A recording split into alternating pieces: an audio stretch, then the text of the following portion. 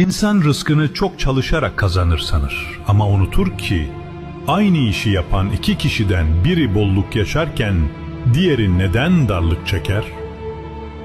Aynı ürünü satan biri zengin olurken diğeri neden siftahsız dükkan kapatır? Çünkü rızık sadece alın teri değil, Allah'ın ilmiyle takdir ettiği bir yazgıdır. Allah Azze ve Celle Ankebut suresi 60. ayette şöyle der: Nice canlı vardır ki rızkını kendisi taşımaz. Onu da sizi de Allah rızıklandırır. Bazen kazanmak değil, bereketle yetinmek önemlidir. Bazen az, çoktan daha huzurludur. Asıl mesele şudur: rızık için endişelenme.